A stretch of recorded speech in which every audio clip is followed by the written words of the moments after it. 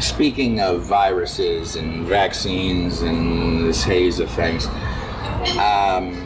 there is speculation out there that what you would do if you had, let's state for example, if you had Republican states that are stating, wait a second, this doesn't look as bad as what they're stating on the media, the numbers aren't there, what about all these masks, these restrictions, it looks like people are trying to hurt us like cattle, sort of like in these documents, and make us, whip us into submission and make us bow, right? And so they're kind of protesting. Now, what would happen if a real virus was actually released and people actually were less healthy, I mean, just in theory,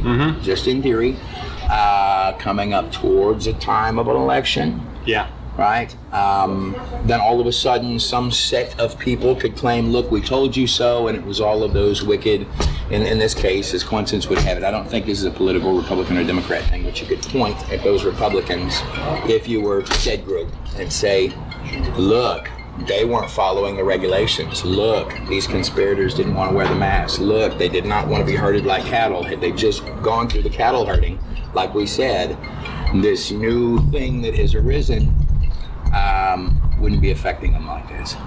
Yeah, it's a great plan. The plans that I was told is exactly that.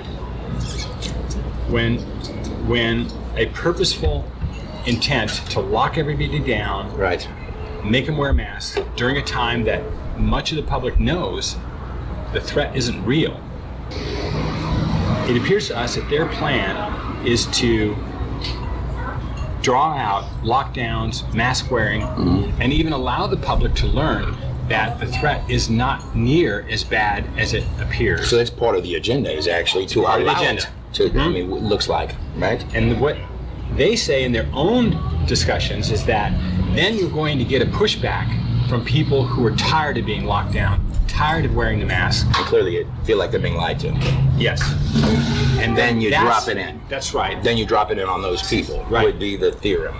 Remember when we were first getting laptop computers, there's these viruses that hit your computer? Right. And then it turned out the same company who was creating the viruses were creating the software to protect you from the virus.